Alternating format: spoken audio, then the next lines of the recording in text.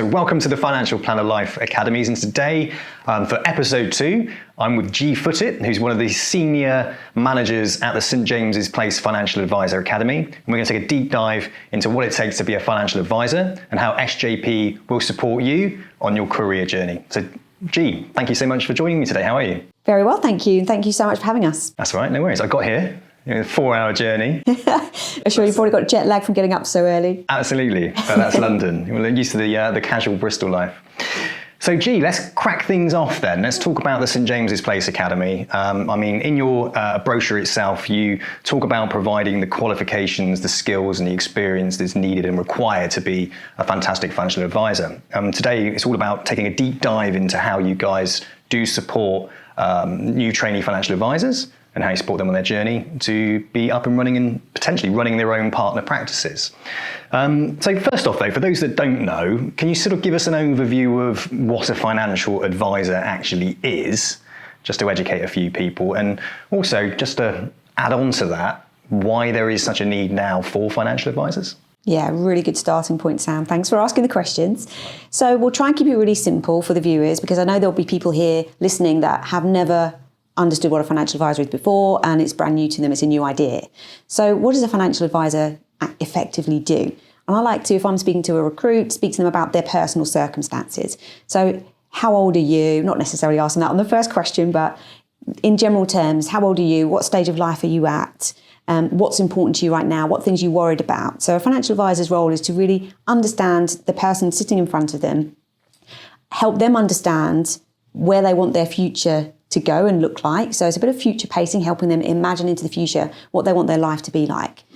The next stage for them is to help them understand what today looks like, and then understand what that gap is between the two and build a plan to get them to that place. So if you think about the skills required to do that job, very much a people role, fascinating role, and a really, really rewarding role, because you're helping people have financial security and realise effectively their dreams in the future. Of course, along with that, there needs to be a lot of technical knowledge as well. So you can't just say, oh, that sounds great, I'll help people imagine their futures and we'll build a bridge to get there. Of course, there's a lot of regulation and technical knowledge that needs to take place as well. But effectively, you're helping people to have a secure financial future. That's what they're there for. Fantastic. And why do we need more of them? That's quite an interesting story. So if we go back to the early 90s when SJP was founded, there were over 250,000 people in the UK calling themselves financial advisors of some description or another. And depending on the age of your viewers today, some of people will remember the banking crisis, etc. So that was in 2008, 2009. And of course, after the banking crisis, the whole financial services sector had to look at itself and think, how can we increase professionalism across the board? And that affected financial advice as well. So in 2012, in financial advice, we had a day it was called, where there was increased regulation, increased qualification standards to get into the profession. So prior to that, if you think of the banking crisis, you used to be able to go to your high street bank and access a financial advisor. But of course, they had to be bailed out by the government, they had to restructure, and many people from the profession lost their jobs at that time. With the increased entry level in the exams, many people were approaching retirement and didn't want to do those exams. So there were many reasons influencing why there was a sort of a decline in numbers. And because that all happened really quickly, we haven't had the chance to build those numbers back up again. So today there are 30,000 professional or registered with the FCA advisors in the UK. So that's a big decrease. And then if you couple that with the increasing demand for advice, we've got more tax complications coming up around the corner than we've ever had before. We've got to pay back COVID and all the things that are happening with us right now. People are inheriting wealth as well. We've got a wealth transfer in the trillions happening over the next 30 years, handing down money from one generation to the next. And again, let's put that in really simple terms for people to understand. The average house price in the UK, depending where you are, we're in London today, so we'll use that as an example, pretty much £1 million. So somebody inheriting a house historically could have been, a situation. Now it's wow, I've got more money than I've ever had to deal with before. So financial advice is only going to be in more demand. So those are the reasons why we believe now is a really good time to get into financial planning. And we've done a really quick calculation, and we've estimated that 50,000 more financial advisors are needed. So there's no way that SJP can fill the advice gap on our own. So we're really delighted to be here talking to you today, Sam, and sharing our knowledge with other people. Fantastic. And, this advice gap that we're seeing looming also due to financial advisors aging out of the profession. I think 5 to 10,000 financial advisors due to exit over the next 5 to 10 years. And I think COVID has actually brought that a little bit further forward. So that looming advice gap, consumers not being able to get advice, not enough financial advisors, leaves also a fantastic opportunity for somebody to start a career within the financial planning profession and make a really positive impact. Because as you said, there's plenty of people out there that need advice, plenty of complex tax issues, complex financial issues that need solving. And you guys are working towards attracting more people into the academy, therefore attracting more people into the profession. And that's what we're all about here at the Financial Planner Life Academies, is bringing academies together, companies of all different shapes and sizes, and sharing how you do things to be able to collectively, as a social movement, I'm positioning this, attract more people to the profession. So again, thanks so much for coming along and sharing with us today about St James's Place and the great things that you're doing. St James's Place were quite pioneers really in the academy space. Could you give us an overview of when you started this and some of the success rates perhaps you've had since starting it? What have you learned along the way? Yeah, really, really great point. So the Academy was born, if you like, in 2012, and that was formally. So prior to that, we'd had a couple of pilot test runs. So we've got over 10 years of experience of training and developing people. And if we think about the reasons why, you've touched on it already, it's an ageing profession. So the average age of those 30,000 advisors in the UK is mid to late 50s, so 56, 57 years old.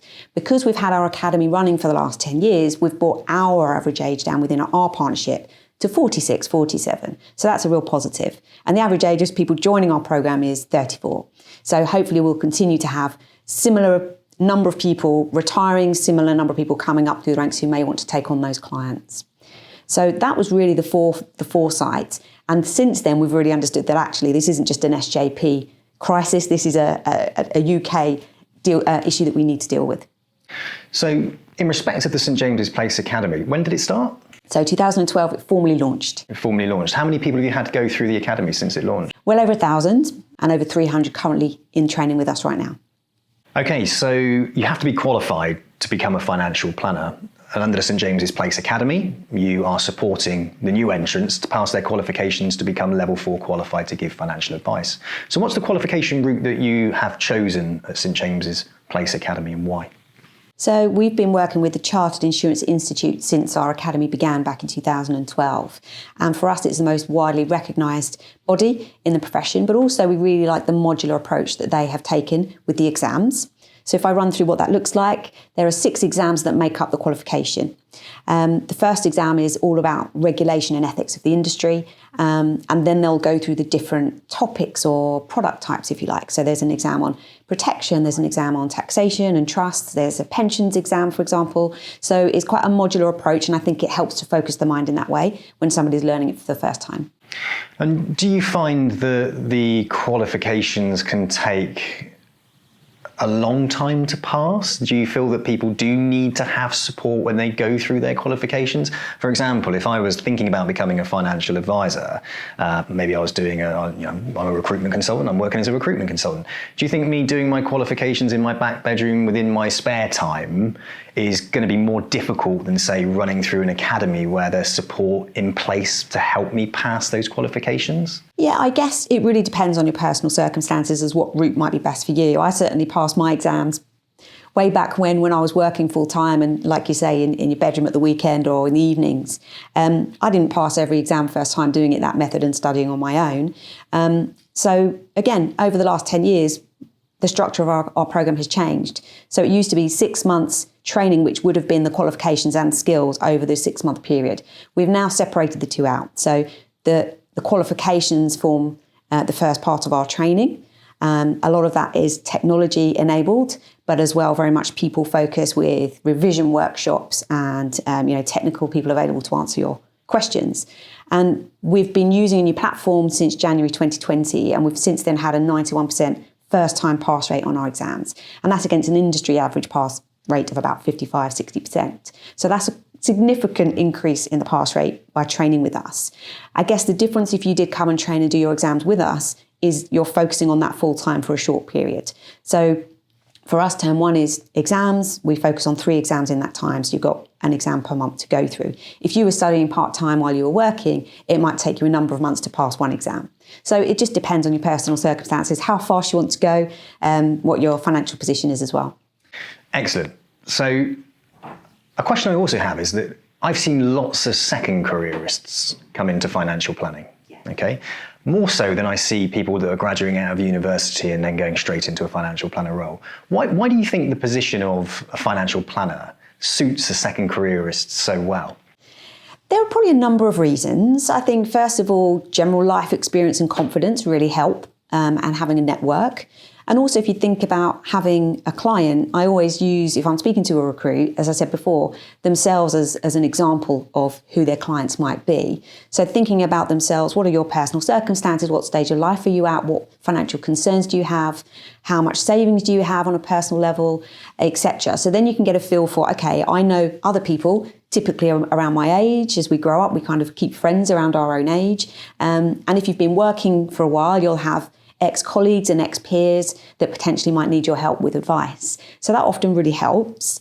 Also, people are looking for something they don't have right now. So it could be more flexibility and freedom. It could be that they've hit a glass ceiling in terms of career progression or earnings potential. So this is really attractive to people who want to break that glass ceiling and create freedom for themselves and their families. Are you seeing lots of second careerists come through the academy? Do they tend to be the type of entrants that you're seeing? Do they tend to be more successful because they have a bit more life experience and perhaps worked in another profession where they built a network of individuals that they could leverage off of and potentially give financial planning advice to? It depends on the individual, really, but we tend to attract people who are ambitious and they can see themselves being successful. And I think mindset is really important when you're coming into anything and setting up on your own. But we have opportunities for younger people coming through to join some of our existing practices. So it might be worthwhile actually just explaining how St James's Place is structured. Sure. So then people can start to think about, okay, I can see myself fitting in this route or that route. But in answer to your question, absolutely. I think if you're coming in with a network, we'll help you leverage that network, if that makes sense, and help you understand how you can best place yourself to help the people that you know, your nearest and dearest. And actually, advocacy is a really important thing. So again, use yourself as your first client. And when you understand how you can help you and your family, I think advocacy is the most infectious way that you can influence somebody else. So if you're saying, well, look, I've done this for my family, somebody might think, oh God, I'd love to do that for my family. That will give me peace of mind. So that tends to help people. So let's go back to SJP and the structure. So from the outside, people might not be too sure of how we're set up. So we're a FTSE 100 company. We've got 2,000 employees, but none of them give financial advice. So that might be the first surprise to somebody listening. So where are the advisors? So they sit in what we describe as the partnership. So thinking about that in general terms, that could be our distribution arm, if you like. So what does that partnership look like? What's it made up of? So it's made up of 2,500 individual businesses. We've got 2,500 entrepreneurs, if you like, business owners who sit within our partnership. And within those businesses, 4,500 people giving advice. So if we just break that down for a moment to understand what those businesses look like, because they vary quite dramatically. So we've got lots of people coming through our academy program, starting their own business. There'll be a one-person business effectively doing everything for themselves. And then they could grow into any number of different things. So you might come in and think, I want to have a lifestyle business. I want to be the only person in my business. That really suits me and my family. Or you might want to have really ambitious growth aspirations. So we've got partner businesses with one person giving advice with a team around them, helping and supporting them so they can focus their time just with the clients. Then they might have too many clients for them to service. So we can come on to the servicing a bit later, but you can't just keep growing and growing. So you've got to service your existing clients. So you would either need to pass some clients on to somebody else or recruit in another advisor to help you. So we've got partner businesses with 2 advisors in and large businesses, everything in between, 50 plus advisors. So some of our larger businesses have growth plans to grow by 10 advisors per annum, for example. So they all started with just one person starting a business. So with somebody coming in to join us, we'll already understand who they are, what their personal aspirations are, and their aspirations might be to have their own business one day, but they're not quite ready to do that. And I don't think age is necessarily the right category to put somebody in each box, because somebody in their 20s might have the attributes to start their own business straight away. Somebody in their 30s might not. So it doesn't really matter. But at SJP, we do have that infrastructure. We've got 2,500 firms, and there's we could use those as a growth. So we recruit in to grow those businesses, to help them to grow.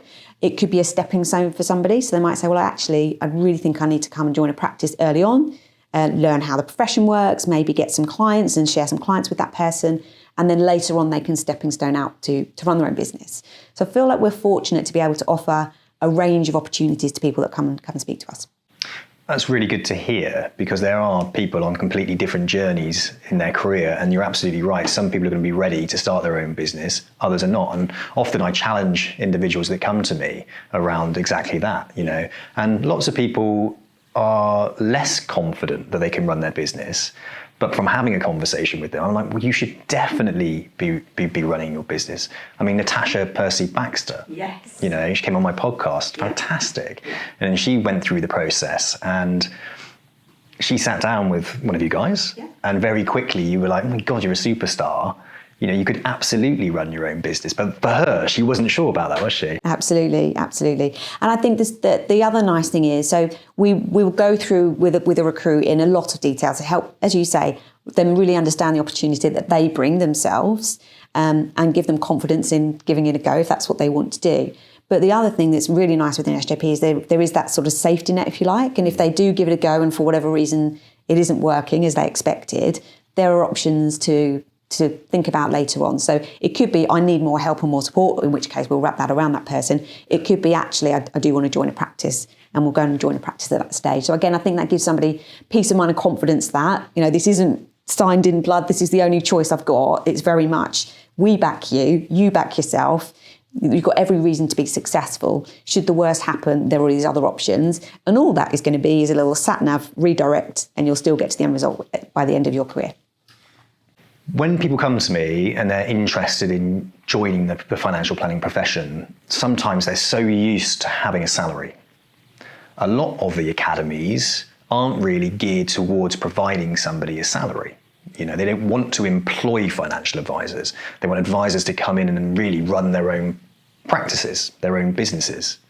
Some of the firms out there are offering employed options, but not everybody. So if I was listening to this podcast now, I'm used to having a salary. I really want to be a financial planner. I'm looking at all the job adverts out there, and the salaries are really low. I'm used to earning quite big bucks. Yeah, I want to move into financial planning. What would you say to those types of individuals? So they're really top of their game, really high skill set. They're used to earning a good level of income. Is there a place for those types of people in the St James's Place Partnership? Absolutely. So we've got a range of different financing options. So what I can't tell you today is a one-size-fits-all opportunity that we have, but I can share with you some information. So again, it does depend on the individual. So we'll meet people from all walks of life, and as you say, some of them will be earning very well, six figures, north of six figures already, but they don't have the control over their career, there's a glass ceiling, whatever it is. So you might think, well, why would somebody want to change careers if they're in that level of success? Well, there could be many reasons.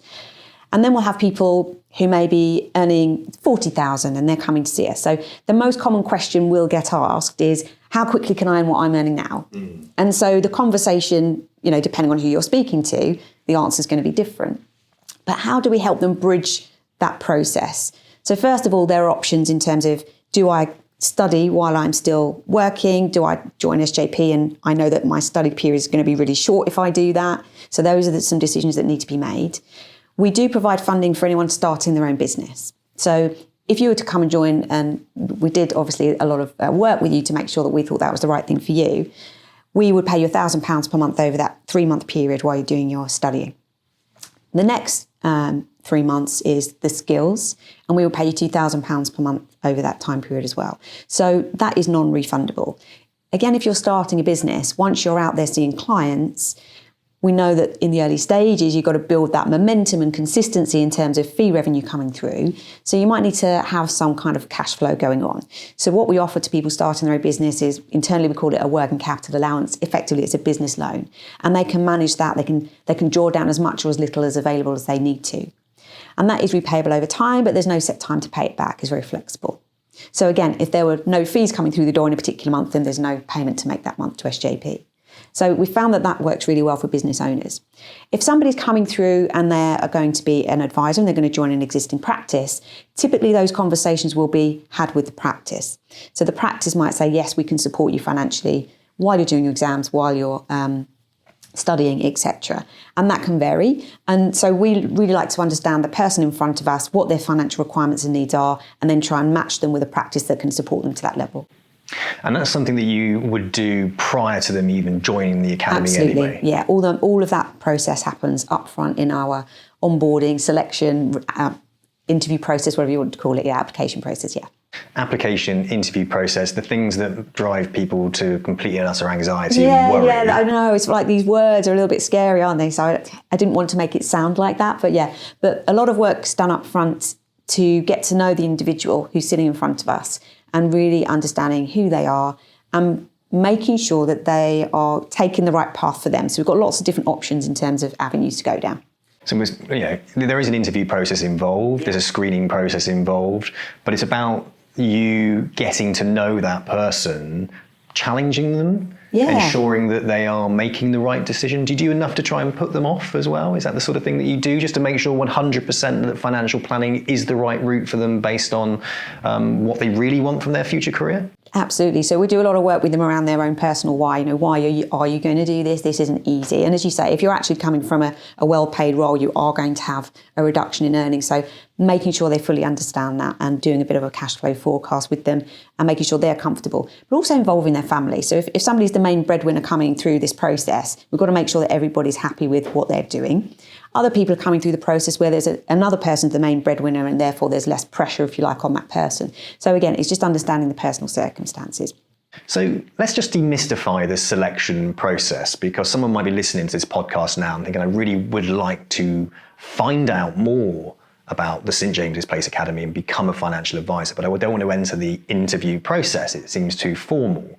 What would we say to those people? What would they expect from, say, the pre-screening process from St James's Place? Yeah, and I've got a smile on my face when you said that, because the last thing we want anybody to feel is that it is going to be straight into one of those kind of formal panel interviews or anything like that. So it's a very human experience with us. So the first thing we'll ask people to do is, we call it a statement of interest. So write down why you want to do this. We really want to understand your reasons behind it. The next stage of the process, we'll be having a conversation with one of our team, and then maybe a face-to-face or a virtual meeting. And this is an informal conversation, and really want to understand that person's aspirations. Are they moving towards something they don't have right now? Are they moving away from something they don't like? So then thinking about which route is right for me. So it's conversational, but we have a number of tools to help somebody understand whether this really is right for them. So we have personality profilers, and I hope that people watching will have experienced doing one of those before. They're not particularly onerous. You're in the comfort of your own home. You're answering a few questions on your computer. And at the time you sort of think, what does it want me to say? And you're trying to second guess it. But really the advice is just don't think about it. Just answer the questions really, really quickly. So those really help us get a really rounded view and an impartial view on the individual. And the selection is absolutely not based on that, but it helps us understand any development areas for that person and just have conversations with them ultimately. Other things that we do, which I think are super valuable, is help them speak to people that they know. People that they know, their nearest and dearest, are going to have an opinion and they care for that person. So we have an exercise that we describe internally as soundings. And that is go and speak to, 10 people that you know and ask what their opinion of your career change. So simple questions, and you could do this quite informally before you've even spoken to anybody at SJP, and it'd be probably quite a good idea. So speak to your nearest and dearest. Have you ever sat down in front of a financial advisor before? So that's going to be a good test of, is my network already saturated? Do they already have advisors? You'll probably be quite surprised to hear that most of them maybe don't. So that's a positive thing, first of all. The ones that have, that's a really good learning opportunity, because you can say, well, how was that for you? Are you still in touch with them? What's the service like? What do they do really well? And you'll be learning some information from them. And the next question might be, well, can you see me doing that role? And of course, if it was one of my friends and honestly didn't think they would, have to be really honest with them and say, I can't see you doing that.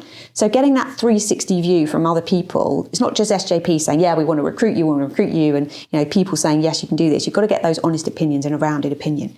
So that will help somebody challenge themselves, and they'll take that maybe constructive feedback, and we can help work with them and say, well, look, we can help you plug this gap in knowledge or whatever it might be. Another thing that we work with people to do is we call it a business launch plan as opposed to a business plan.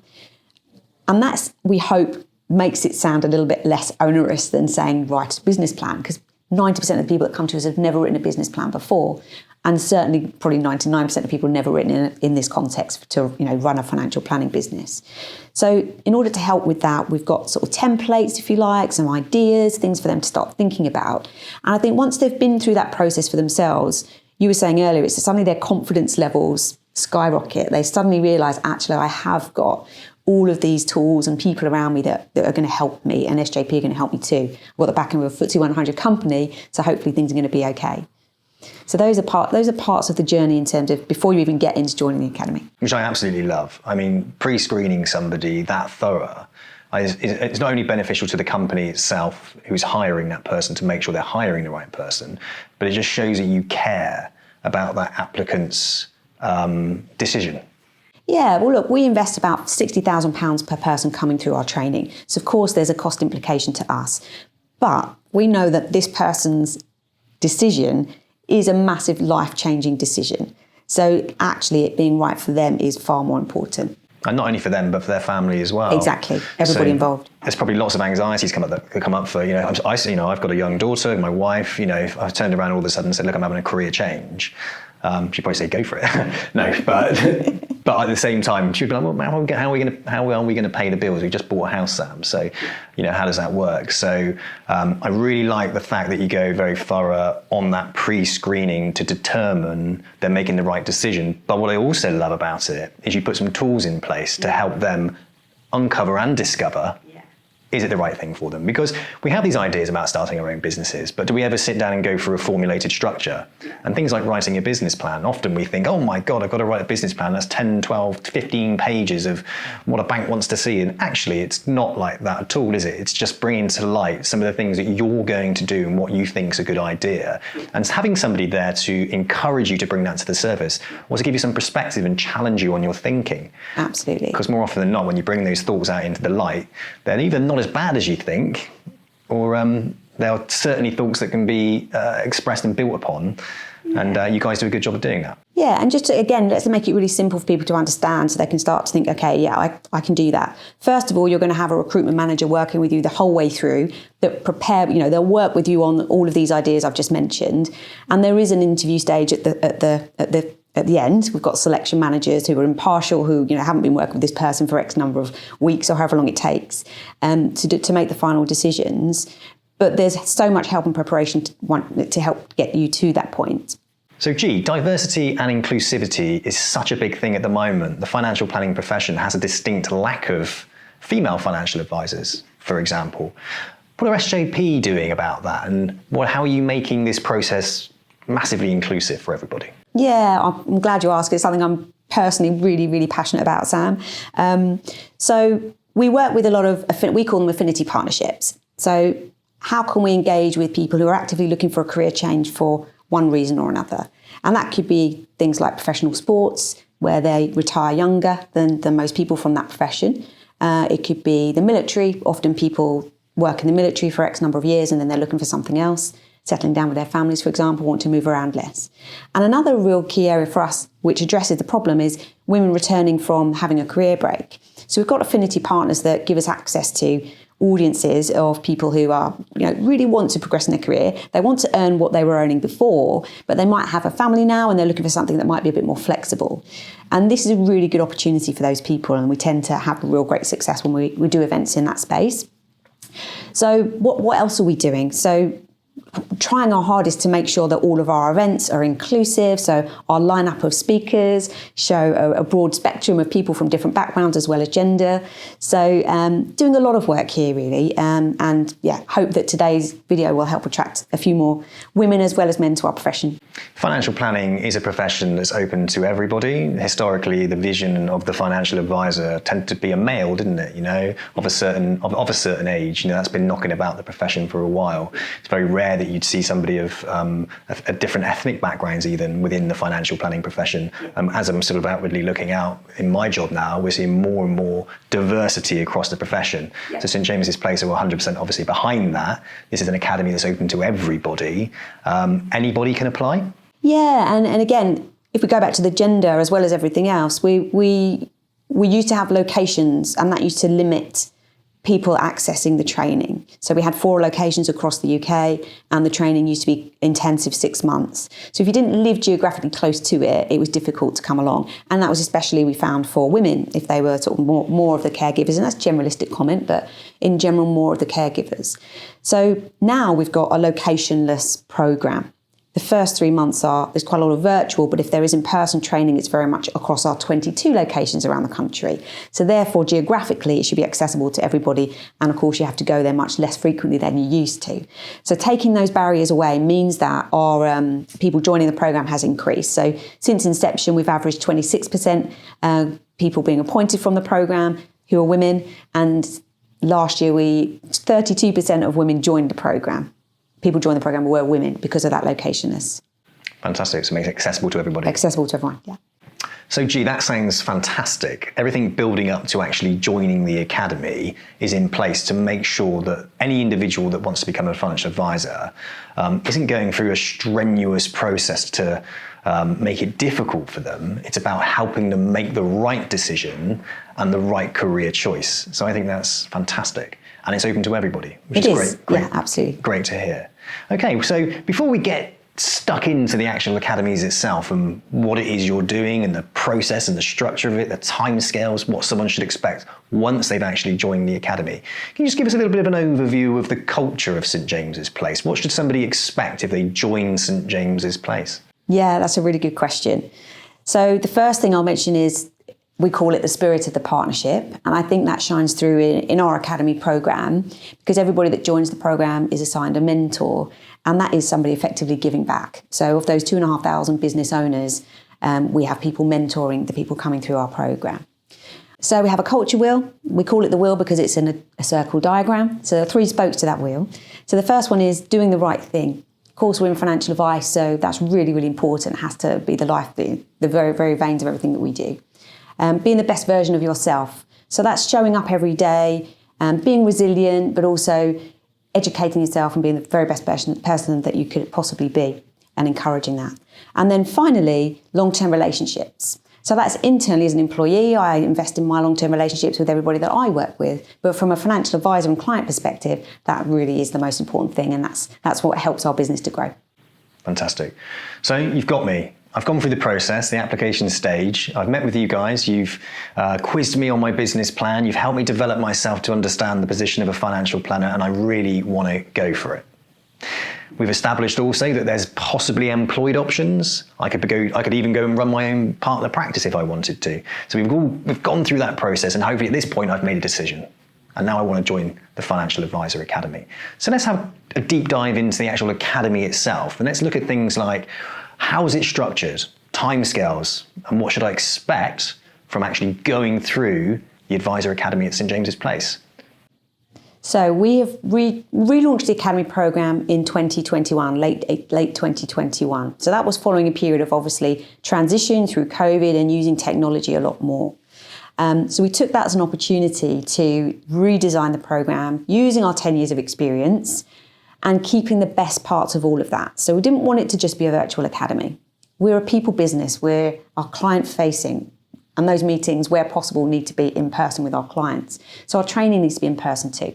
So we've broken it down into what we describe as terms or stages. So term 1 for us is get qualified. So it does what it says on the tin. That is thinking about the qualifications that you need to get. So part of our prerequisite as you're going through our engagement and selection process is passing 2 exams before you start on term 1. And statistically, they're the most frequently passed first-time exams. So they're the regulation and ethics exam and then protection exam.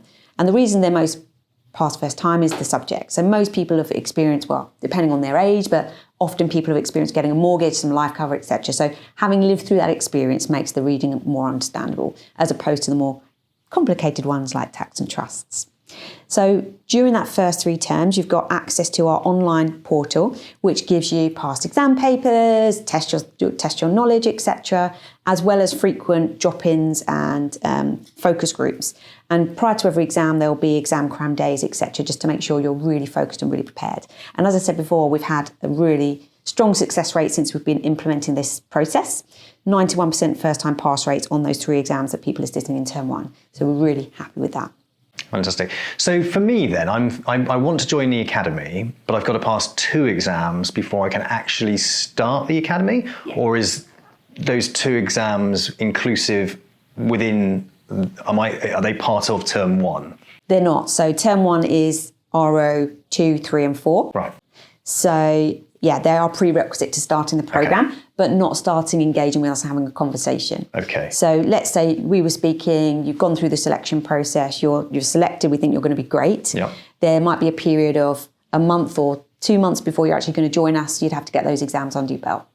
So I would be looking to do those in my own time, perhaps whilst I'm still working in my current role, or if I'm not working, I can dedicate some time to doing that. Is there a time limit that you're expecting? Is there a time you expect me to pass those 2 exams? So we're fortunate now that we have a monthly rolling intake. So there's so much flexibility on when you join the programme. If we go back to pre-COVID times, we'd have an intake once a quarter, for example. So often people get selected, they'd have to wait a couple of months before they could join. So we don't have that barrier anymore. So it really would be down to you in terms of the timing. I think also as well, it gives me, the applicant, an opportunity to run through a few of the exams and to really let it sink in, because nothing sort of straightens the mind than having to sit down and run through, study for an exam and actually pass an exam. And at that point, I might make a decision that I've made the wrong decision. Exactly. And at that point, I haven't fully committed, have I, two-footed to joining the academy. So I think that's a really good way of starting it out. Yeah, so it's a bit of a litmus test for you. Am I genuinely interested in what I'm reading? And also for us, it's I want to do this and I'm going to prove it to you. I'm going to pass these 2 exams. So it's a two-sided approach really, but we found it really, really helped. And as you said, actually it does give people confidence. I've already got these 2 exams under my belt. I'm ready for the next one with your help and your training. So yeah, it's really good. But I'm not on my own though, because I can log in, I can look at some training, past training Absolutely, papers. absolutely. Yeah, then all the support's there. Okay, great. So the way we've structured it now is there are 4 stages, or we describe them as terms. So term 1 is get qualified. So get the qualifications, does what it says on the tin, and we'll go into that in a bit more detail in just a moment. Term 2 is what else do I need to know to sit down in front of my first client? Because it's all very well having the exams, but we know that there's soft skills involved, there's other technical knowledge that you need to know. All the things that you need to sit down in front of somebody confidently. So term 2 is skills. The next thing, term 3, you're actually starting to see clients. So your downtime, if you like, your learning is either 3 or 6 months, depending if you're joining us fully qualified or doing the exams with us. So from term 3, you start to be client facing. Now that might sound quite scary and it's a short period of time that you've been learning, but the good thing is at SJP is we have development managers assigned to every single person for the whole duration of their training. So if they join at term 1 and term 2, they'll have a development manager working with them. Now they are qualified people themselves, they are FCA registered, and they will be responsible for the advice that you give until you're signed off as competent. So there's an industry term, competent advisor status, or we call it internally CAS. So term 3 is all about under supervision, seeing clients. They shouldn't worry about the seeing clients at the early stage because, as I say, the other person is responsible for it, and every single piece of business throughout the whole academy period goes to our business assurance team. So there'll be a second layer of checking to make sure that this advice is sound. And of course, you can use it as a learning process because if there is something missing, they'll come back to you and you'll know what to do next time, and obviously you'll go back to that client, get the relevant information. So term 3 is all about getting to competent advisor status where you're then able to go and see clients on your own. So then we move into term 4. You might think, well, I'm done now, aren't I? I'm ready, I'm off, I'm out there in the world. Well, now we want to just make sure that we've embedded other things. So you might want to focus on a niche area, you might have a particular passion for a type of advice. How do I really build my business to a point where it's now sustainable? So 4 terms: get qualified, get the skills training, get yourself to CAS, and become sustainable. So that all sounds really great, Gee. So can you just go into a bit of detail then about each of those terms and what a candidate should expect when they go through the terms? So let's start with term 1. Tell us a little bit more about that. So you'll get your timetable up front. You'll understand exactly what's required of you. So the first thing I will say is, if you are joining at term 1, the expectation is that it's a full-time commitment. Now, there is a degree of flexibility within the timetable. So you will know up front across the whole 3 months which days that you'll be required to either be dialing into a live lesson virtually, or if there are any in-person meetings to have with your development manager locally to you. So you'll know which days that those are going to be planned for. Otherwise, you kind of got your own time to invest in the learning, and you'll have your exams mapped out too. So we'll give you a timetable in terms of we expect you to have completed X chapters by this time, very much an interactive system, engaging videos, test yourself with quizzes. So the system is a brilliant learning tool. I wish I'd had it when I'd done these exams. Mine was very much flicking through a really heavy book. So very, very different learning experience, but a degree of flexibility where you can time when you learn throughout your day. And that aim is really to get you, by the end of term 1, you'll have 5 exams under your belt. And because you're going to be supervised with an SJP qualified person going forwards, we leave the last exam till you've actually had some client-facing experience, because the final exam is all about giving advice to a case study. So we find that once you've actually been out there giving advice, that becomes far easier. So depending upon the route that we've decided is best for me, whether I join a partner practice perhaps as an employee or self-employed underneath that partner practice, or I have the confidence, and you've given me the confidence that I run my own partner practice, at that point, should I have left the profession that I was previously in and started with St James's Place 100%? So, for example, there are some academies where I can continue working where I am whilst I do the qualifications. What's the expectations around me and my previous employment situation? Absolutely, really, really good question. So for term 1, as things currently stand, the expectation is you will have left your previous employment and you will be dedicated to this on a full-time basis. The reason for that is the pace of the learning. So we're doing an exam a month, very short turnaround time. So the expectation is you're 100% focused on this as an opportunity. And of course, beforehand, we will have done some due diligence with you and understand your financial position and make sure that you're in a really strong position to be able to do that. Fantastic. So if there were things like the lending you talked about, because I wanted to set up my partner practice, there is a situation where I could draw down to cover the cost that I would incur whilst I'm studying towards my qualifications and going through the St James's Place Academy? Yeah. So if you're starting a business, we'll pay £1,000 per month over that learning period of 3 months. Yep. If you are joining one of our existing practices, it's a conversation between you and that practice in terms of what financial support they can offer you. But again, it's very much understanding your position and finding the right practice that can help you to the level that you need. Thanks for answering that question, because it gives the listeners a little bit of reassurance at that point, because it was certainly going through my mind. If I'd gone through that process, I'd be thinking, hang on, if I'm going 2-footed into this right now, how am I going to afford it? Absolutely. But then again, it's worth it because our success rate is 91% on those exams. So by dedicating your time on a full-time basis and really focusing 100% on what you're doing means that you can get through those exams really quickly. Yeah. I echo what you said about I wish I had something in place. I did FPC 1, and I remember I had a book of tapes, and I used to put my tapes on as I was walking to work and listening to somebody just basically regurgitating the book to me. So let's just touch on some of the things that you actually offer within that space then around styles of learning. I'm better at listening and watching than I am at reading. I do enjoy reading, but I absorb more information when I listen. So is there multiple different ways that a different learner could study under you guys? Absolutely. And also, if somebody has any learning differences, dyslexia, for example, we've got solutions for them too. So the platform that we use is Redmill Advance, and they have a whole range, as I say. So you can download something to your phone or to your iPad. You can print something off if reading is your preferred method. But there's absolutely video content on there. You can listen to things in a podcast. There's everything that you can imagine. So depending on the way you like to learn, you'll be able to learn in that way. Absolutely love the fact that you touched on dyslexia there. I've come across so many financial advisors that are dyslexic. Yeah. It's definitely a profession. If you are suffering from dyslexia, don't let it hold you back. Absolutely. I've definitely come up against financial planners that are doing incredibly well, who are dyslexic, and you can do the job. Absolutely, you can do the job. Fantastic. Tell us a little bit about term 2 then. What should we expect in term 2? So term 2, as I say, you've got the qualifications under your belt. It's a big milestone, so a cause for celebration, and we would absolutely celebrate that moment with the person.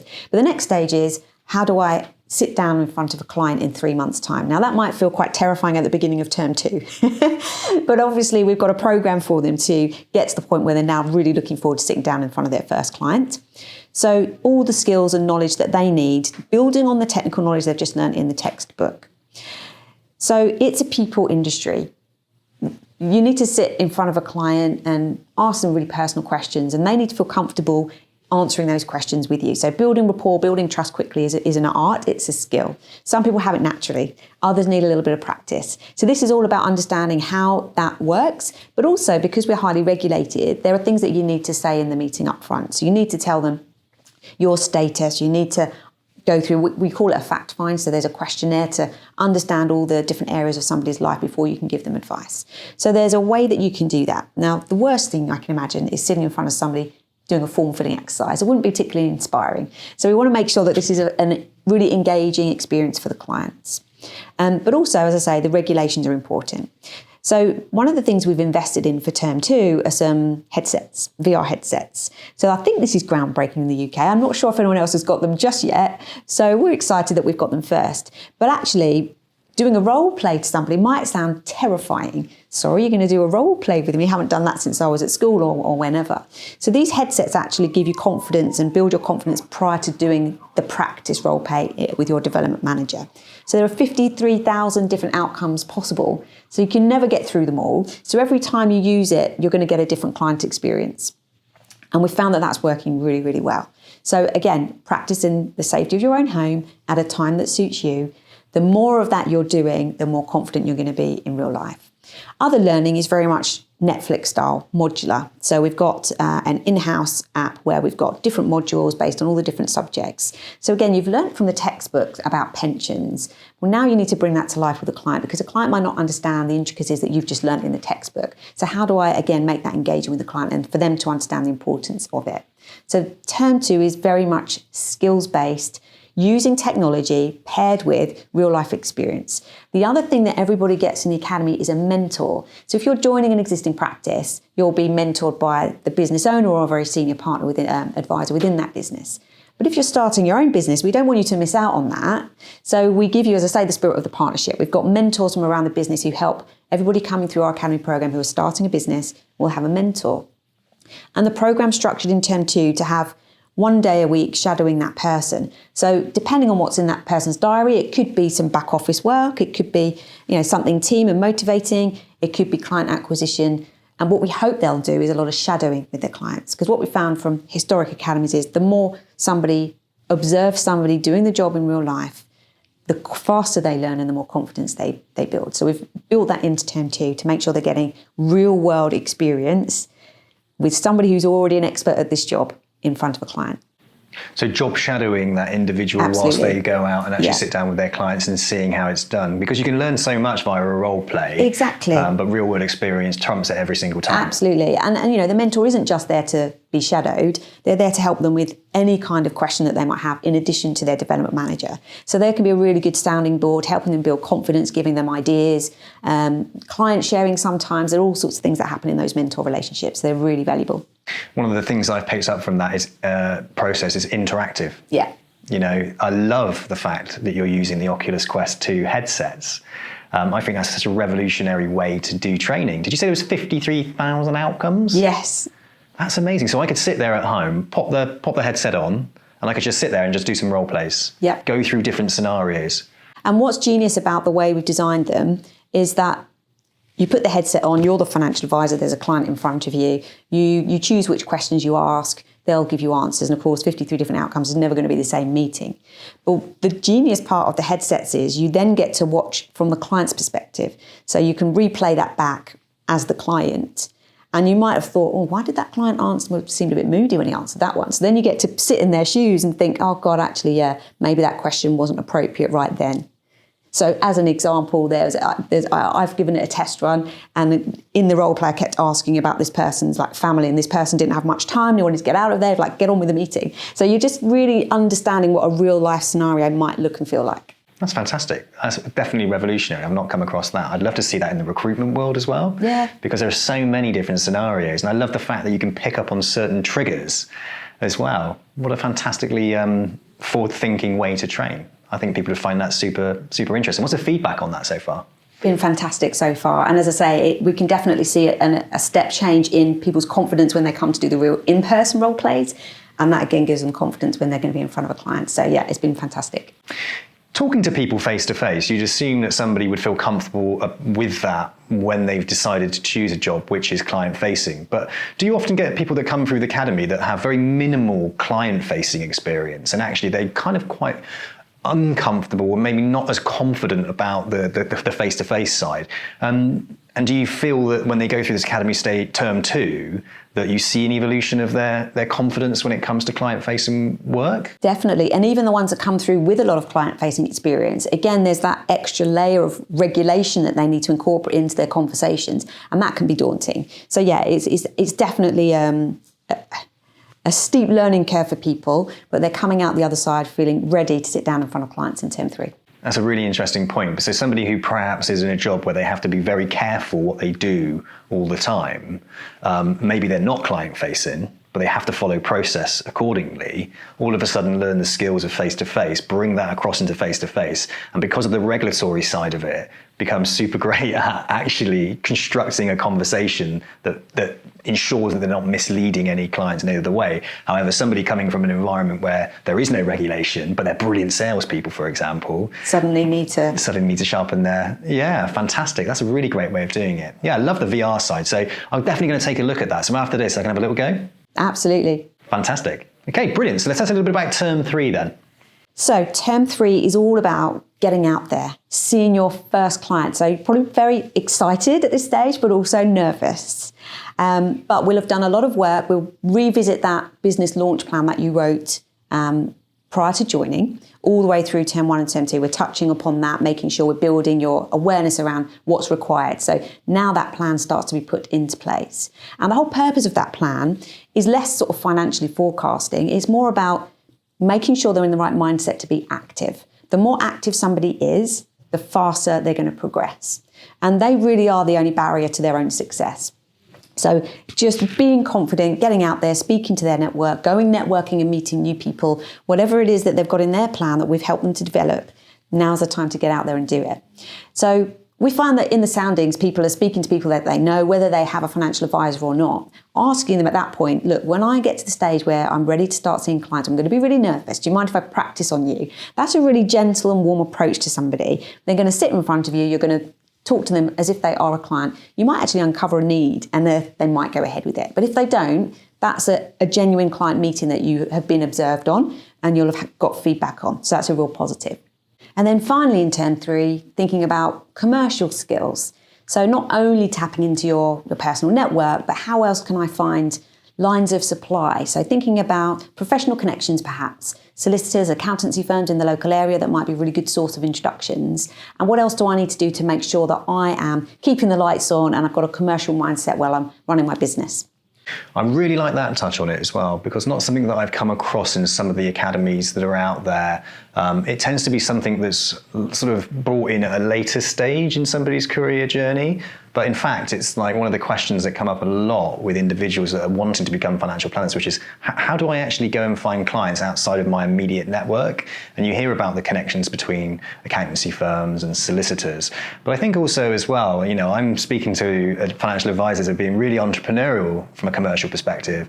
I mean, I had a chap on recently who was really into gaming, and we were talking about him becoming like the financial advisor of choice to the gaming community. There are advisors out there that specifically focus on the fashion world.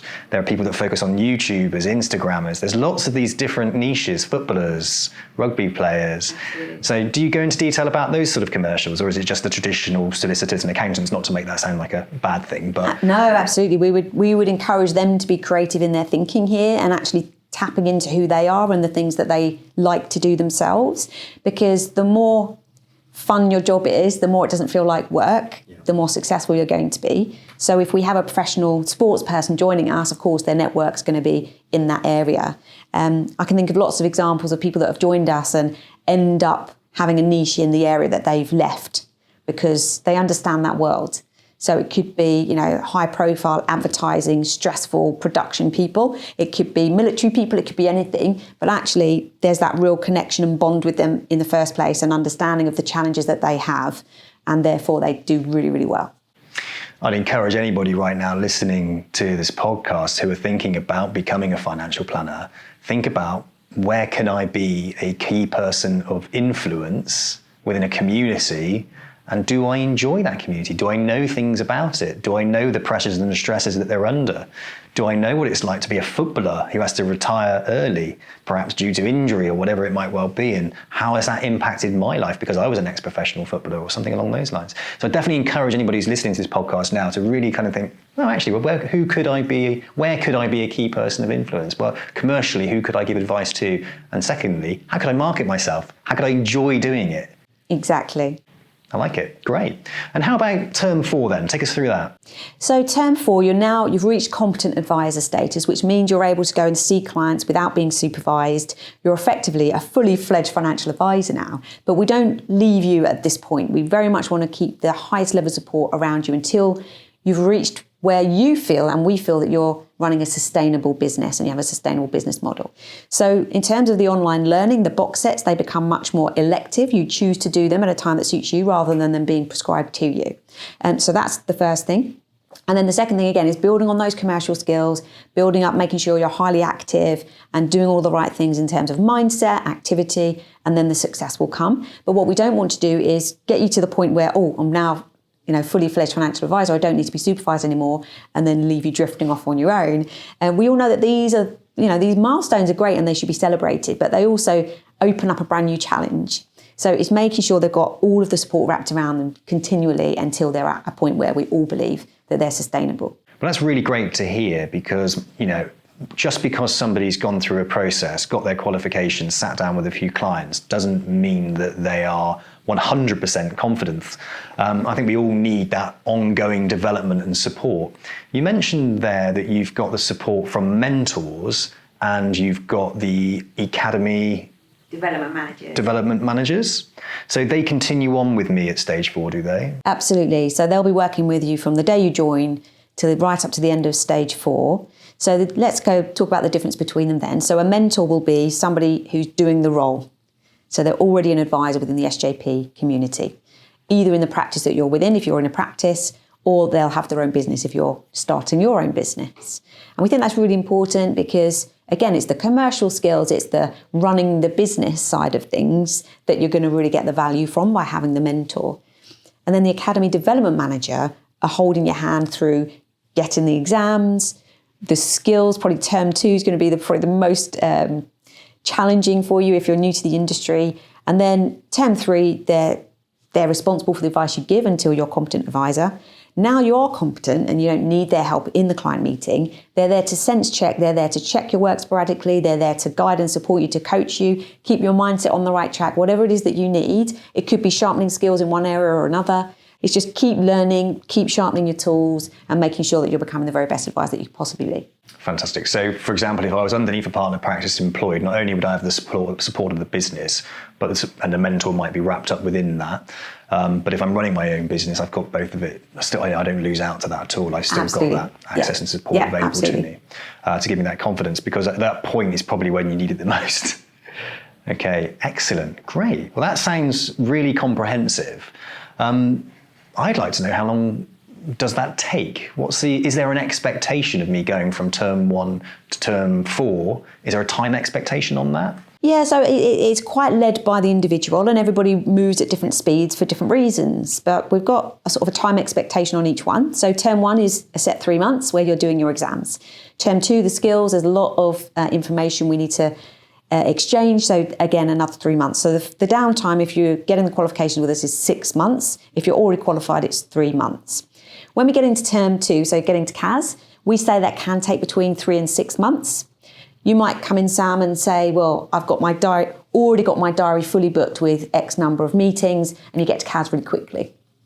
Somebody else might find it more challenging getting those client meetings in the diary. Of course, we'll wrap the help and support around them, but it might just take them a little bit longer. So it really depends on the individual how quickly you can get to CAS. And the same then goes for term 4. So we would say sort of 2 to 6 months during term 4, depending on the speed at which you get up to what we would describe as being sustainable, having a consistent income coming through the door.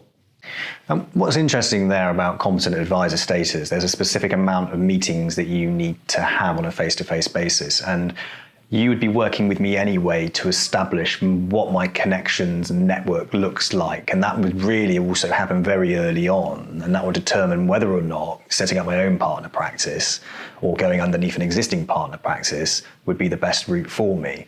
So hopefully I should have some form of prediction or idea of how many meetings I should hopefully be able to book in during that period. Yeah, we try and make it really easy. So if you came to me, Sam, and said, look, I'm currently earning £100,000. I want to get back to £100,000 as quickly as possible. So first of all, we would say, we don't know if you'll be able to do that in the first year, but let's do the maths. Let's look at a typical client scenario. So we'll analyse your network. We'll estimate. It's very much guesswork at the beginning until you start seeing people. You won't know the real answers to these. But let's analyse your network. Let's guesstimate what their net worth might be. Let's guesstimate what they might invest with you. Even somebody coming through with a Rolodeck of multi-millionaires, those millionaires aren't going to trust you with their millions of pounds straight away. They might do an ISA with you for £20,000, for example. So we run through all of that information. We'll apply some maths, and we'll then say, well, look, you might need X number of clients given the type and style of your network to reach your financial goal. So it's very much down to the individual as to what that plan looks like. Well, that leads me, thank you so much for that overview of all the different terms underneath the St James's Place Academy. I think we've covered everything there. That gives me a comprehensive overview of exactly what to expect. Now, I've gone through the St James's Place Academy, hypothetically. I've gone through the academy, and now I'm moving into the world of becoming a financial planner, right? An extension, if you like, of term 4. Yeah, it continues on by the sounds of it. Now, I would like to know at this stage what potential earnings that I'm going to get for year 1, year 2, and year 3. The profession itself isn't great at expressing exactly what earning potential can come from financial planning, because it differs so much between self-employed advisors, employed advisors. So if I'm going down the route of the St James's Place Academy, I'm joining St James's Place, have you got any idea of potentially an estimate or an average of what I could earn in year 1, year 2, and year 3 of being a fully qualified and competent advisor status financial planner? Yeah, sure. And a lot of that is based on the individual. Also want to point out you are earning it while you're becoming competent. So that is an earnings period for you. So we would say, on average, people that come through our programme after a year of starting to advise clients could get to around 40,000 as an average. Next year, obviously we want to be improving upon that. Of course, you're servicing your existing clients, so the hurdle becomes easier to achieve. So maybe 65, 70,000 in year 2, and hopefully year 3 north of that. So it does really depend on the individual, their ambitions, and what's nice about being self-employed or being in this profession, whether it's with SJP or not, there aren't any caps on what you can achieve.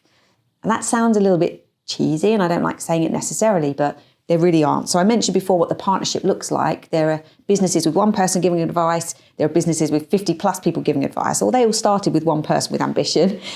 So the value of their business is, who knows? So if I'm coming in, an expectation of around 40,000, I think, for year one is incredibly realistic. And whenever I give advice to somebody, I would always say, look, if you're fully qualified, you've gone through the process, you're sitting in front of clients, fully competent, 40,000, I think, in year one is an excellent figure to quote.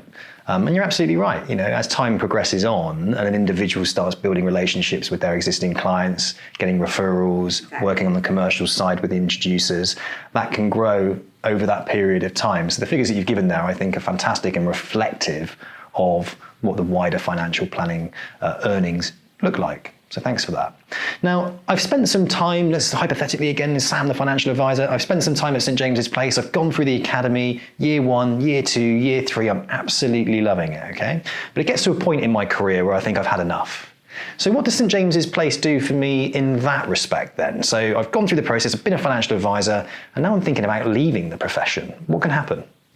That's a really, really good question. And I think in business generally, something that's massively overlooked, an exit strategy. How am I going to exit this business at the time that suits me?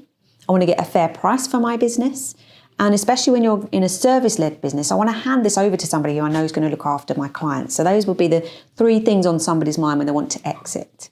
So what we've created in SJP with our partnership and the academy, we've got fresh talent coming through, is, if you like, an internal marketplace where we've got retiring partners exiting the business.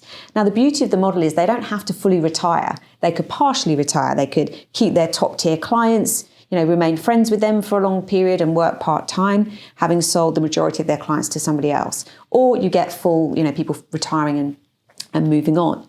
But there will be a bit of a matchmaking process. If you were at that stage, you spent years building these relationships with these people, you want to make sure that there's a bit of a connection with the person that you're handing the business over to. So luckily with the academy, we've got lots of fresh talent coming through into the industry. So the three things I mentioned, the timing, the value, and the person. So those are the things that you can expect from SJP. So we would fund that. We would make sure we would pay the person quickly. That loan gets paid off by the ongoing advice fee from the client book. So for the person taking on the clients as well, it's a really safe way to grow their business. So thinking from the other side of the fence, not just the leavers, but the people coming up through the academy, once they've graduated the program, so they've completed term 4, they're sustainable, they've proven themselves to be a great financial advisor, they are then able and eligible to engage in that marketplace to say, I'm ready to buy an exiting partner's book of clients. I think on the other end of the scale, and you touched on it there, because if I'm coming through the academy and I'm quite entrepreneurial and perhaps I've got aspirations to acquire other client banks, and you read about that in the newspapers all the time, people retiring and people growing their businesses through acquiring client banks, then there's a confidence there as well and an excitement that if there is an ageing population of advisors at St. James's Place, that I have the potential to buy an existing client book or a retiring IFA's business and amalgamate it into mine, therefore helping me grow the sale value of mine in the future. Absolutely. And the financing is all taken care of again with SJP. So if you're in that position, you've just come through our training, you've graduated out of term 4 and you're in our growth and development care of that team at the moment now. And we all think you're at the right stage to now take on somebody else's clients. So SJP will finance that for you. The retiring partner gets a fair value for their business. You get to take on the clients, and that loan is serviced from the ongoing fee from that book of clients. So it's typically 7 years it takes to pay that off. You've got the value of those clients within your business. So I'm running my own partner practice and I'm starting to see loads of clients. I'm really, really busy. I haven't got time to do all the paperwork and all of that typical type of stuff as well.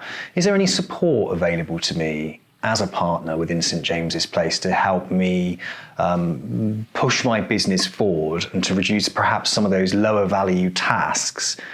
Do you support me with paraplanning, administration? How does that work? Yeah, and often people ask that on the way in, particularly people who've been entrepreneurs themselves before. They ask those types of questions. So yes, there are options. We have groups of people that are accredited by St. James's Place and become employed within practices. So they're called practice support staff, PSS, we call them internally. So you could maybe buddy up with somebody else who's going through the academy and maybe share somebody doing your administration or your paraplanning until such time that you can afford to employ somebody yourself. So there's lots of different options and different support ways that you can support and run your business. And the ultimate goal is for you to spend as much time in front of your clients. And obviously, if I'm building a partner practice and it gets to a point where I want to employ people into my partner practice, it's a business within its own right. So I can employ my own paraplanners, I can employ my own administrators or financial coaches or marketing manager. Absolutely. I can do that myself because it's my own business and I can grow it. Yeah. Do I get some help and support and advice around how to do that? Because obviously you've worked with existing partner practices that are scaled. Can I get mentored by those at all? Absolutely. So as I say, spirit of the partnership, there's a lot of that goes on, but also there's help in every aspect of running your business. Those 2,000 employees I mentioned at the beginning, we are there solely to support the partnership and for them to be able to support the clients. So that includes things like HR consultancy, legal consultancy, marketing expertise, technical expertise, systems and IT, whatever it is that you need to effectively and efficiently run your business. That's what our 2,000 employees are there to take care of for you. Okay, so that's great. The St James's Place Academy sounds like a fantastic way to get into the profession. I love that you've got years of experience in taking people through that graduation stage, even to the point of acquiring businesses and thinking about their exit in the right way as well. That's amazing. So have you got any testimonials there? Have you got anybody that you can use as an example that's gone through the academy and is now an absolute success? Absolutely. We've just celebrated our 10-year anniversary, and to celebrate that, we shared 10 success stories of the Academy. So we'll share those with you, Sam, so your viewers can tap into those. So let me tap into a couple of them for you. If I think about, let's start with the younger generation. We've got two young guys, didn't know each other before they joined the Academy. They're in their 20s. They've joined the Academy program. They've been through the training. They've independently joined practices because they thought that was the best thing for them at that age, at that stage. Since becoming friends in the Academy, they've since left their respective practices and set up their own business. They've got youth on their side, but instead of being worried about that youth on their side, they've used it to their advantage. So they leverage the fact that they're young, and when they're speaking with their clients, they say that, well, look, I can coach you throughout your retirement, and I can look after your family for years to come. Plus, they've got the backing of a FTSE 100 company. They've just gone through the training, so their knowledge is probably more up to date than somebody 20 years their senior. So they're really leveraging that, and they're doing really, really well, set up their own business. That's great. Thanks so much for that example. Have you got any more? Yeah, let's give you a female example. So we had a lady who was sort of approaching 40, shall we say, 2 young children, and committed to the Academy program. And she knew it was going to be tough. But what she did up front was make sure that she engaged with everybody around her, her network, her family, her friends. And she knew that it was going to be that 6 months training, and made sure that she had in place, play dates for her children when she knew there was an exam coming up. So I think she's just a shining example of anything's possible when you plan ahead for it. So she used to do work for a family business, managing commercial property deals. And what she really missed was that human touch. She said she loves to chat to people. And what a brilliant reason to get into financial planning. She loves to chat to people. She's just bringing that conversation that you might have over a coffee or a glass of wine and making it more deep and more meaningful. She's absolutely thriving and loving her job now.